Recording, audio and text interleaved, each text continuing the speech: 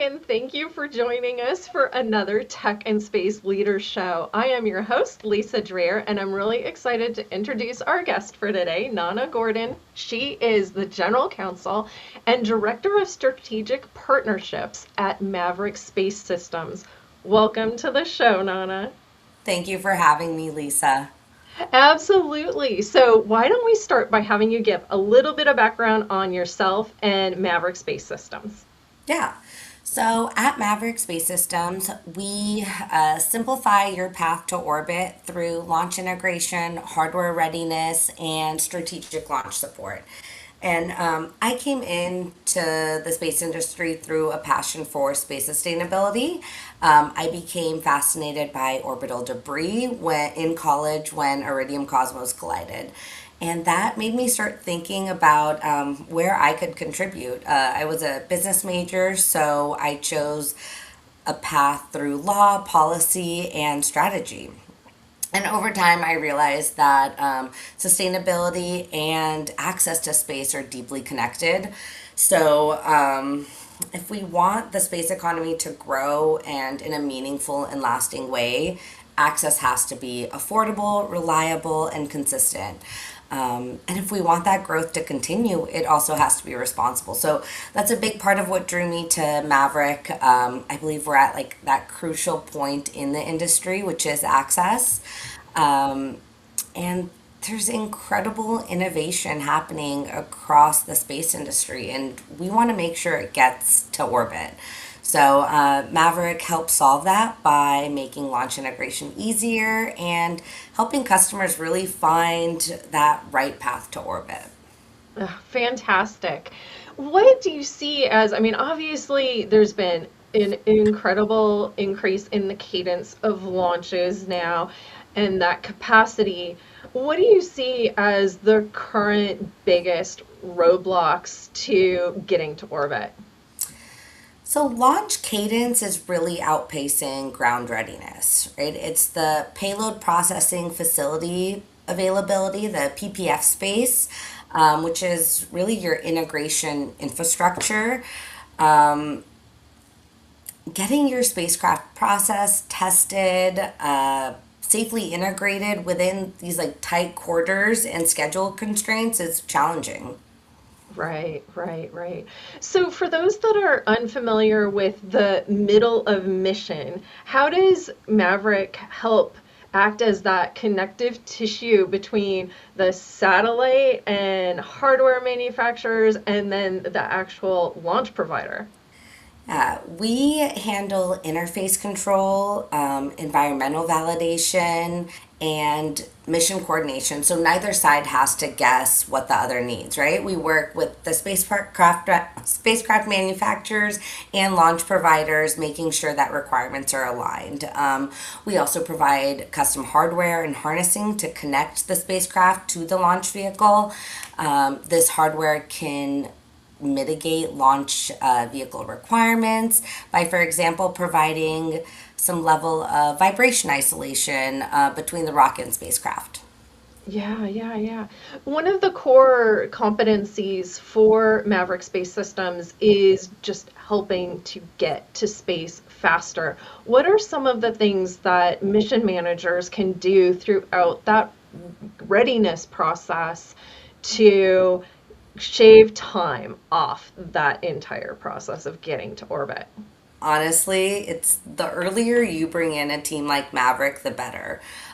We help lock down interface requirements before they become a problem and take more time than necessary. Baking in testing plans or margin into the design cycle. In the same respect, just understanding the testing requirements that the launch vehicle needs, right? And not just for internal design validation, it can shave a lot of time in the long run. Yeah, yeah, yeah. Obviously, I think more and more we're seeing, multiple payloads going into a single launch. What are some of the, I guess, primary technical and environmental challenges that Maverick helps to address? So, regarding interfaces, Maverick recognizes that one size doesn't necessarily fit all. We try to streamline interfaces as much as possible, but we also work with our customers and ensure that they are able to adapt to the rideshare mission, right? Through mission unique and custom hardware designs and help reduce the loads for customers. So, in other words, we can help save you mass on our hardware so you can use it on your spacecraft and your mission.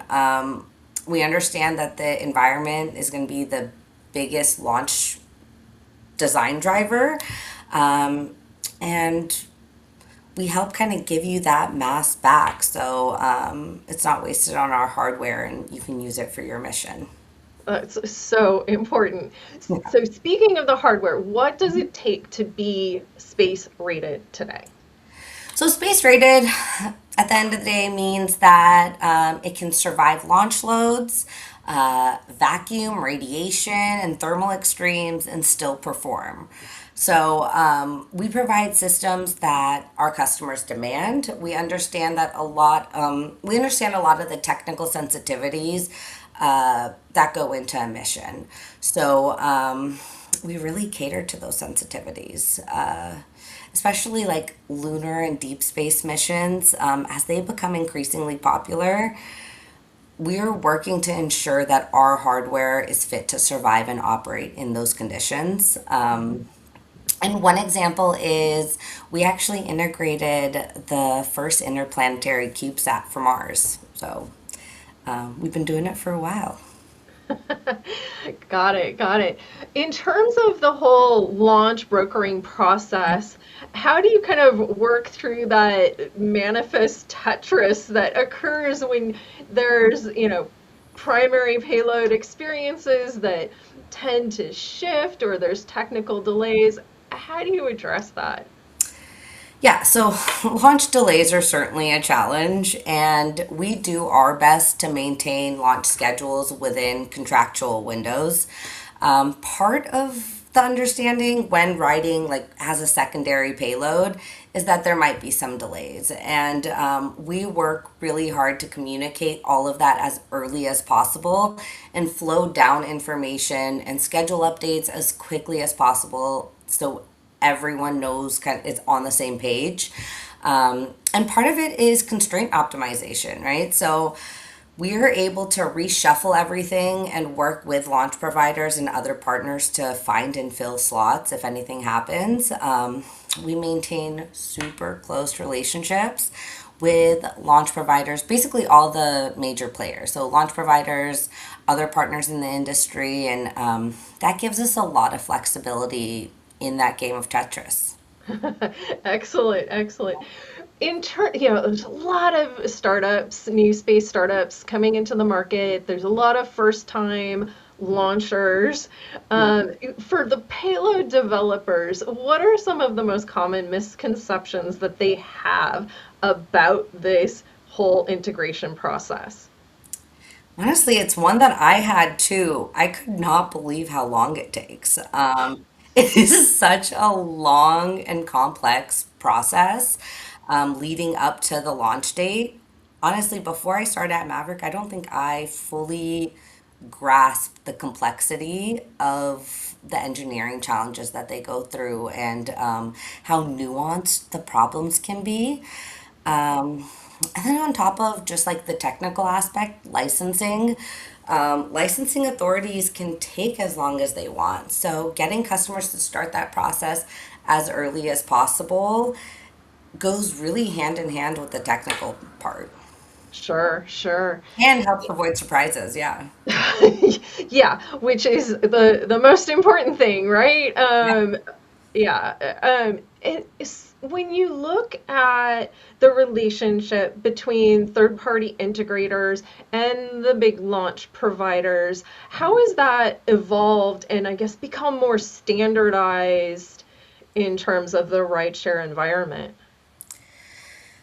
Honestly, it's become an incredibly close partnership.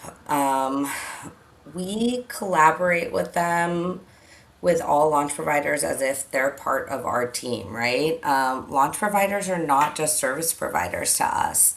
They're super close partners, and we have regular touch points with them. We work really close together on every mission. Wow, that's amazing. That's amazing.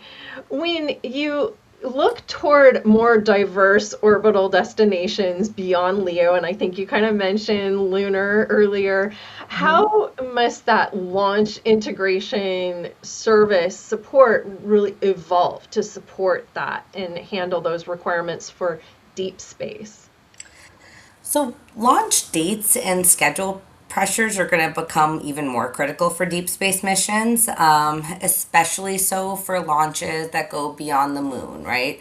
Um, where launch windows don't open up very often, like maybe every other year if you're lucky. So, while the launch vehicle requirements for deep space are usually pretty similar to LEO and polar missions, um, the satellite themselves still have to be compatible to that deep space environment, which is going to inevitably add complexity, regardless of what the launch vehicle requires. Right, right, right. You've kind of really emphasized the importance of getting started early.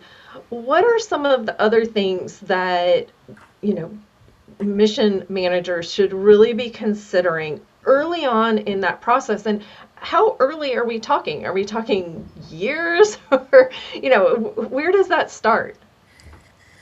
I think some of the smoothest missions would really be getting us in on the design phase, right? Just it doesn't even have to be heavily involved. Just a call to make sure we can inform the design can really save you time and cut out any redesigns. And a lot of our customers do that once they have their initial design, they will come to us and have us kind of inform it.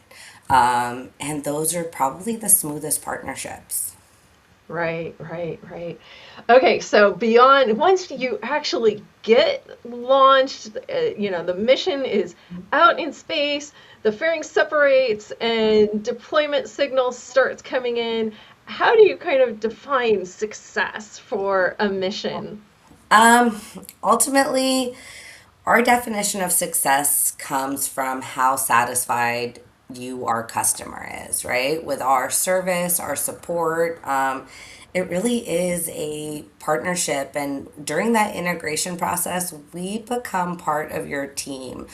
We go that extra mile to make sure that you're getting the support you need and through the launch and deployment process, right? We stay in touch with our customers as they make first contact. We help ensure that they're tracking and identifying their object correctly through like spacetrack.org. We're really in it from design phase to when you yourself consider your spacecraft successful. Excellent, excellent. So you had a launch back toward the end of March. I think it was actually on March 30th. And then I think you have a couple more launches coming up. What are some of the, at least maybe missions you can talk about, that are the most exciting things that are involved in these, recent and upcoming launches? Some of my favorite are the university ones, right? We had one with Cal Poly, which is our local university. Yeah, those and might be the ones that we're able to talk about as well are the university missions. Excellent, excellent. Well, Nana, I want to thank you so much for making time to be here today. If someone wanted to learn more about Maverick Space Systems, what should they do? Reach out to us on LinkedIn, on our website. You can reach out to any one of us if you just head to LinkedIn or the website. It's maverickspace.com. Excellent, excellent. Well, thank you again for making time to be here today. We really appreciate it. And we look forward to watching as these additional launches get off the ground and as you work on some really exciting integration programs as well. Thank you so much. Thank you for having me, Lisa. This was wonderful. Absolutely. And I do want to thank GuideForce for hosting these sessions. To learn more about GuideForce, you can visit guideforce.com. And we'll see you next time on the Tech and Space Leaders Show.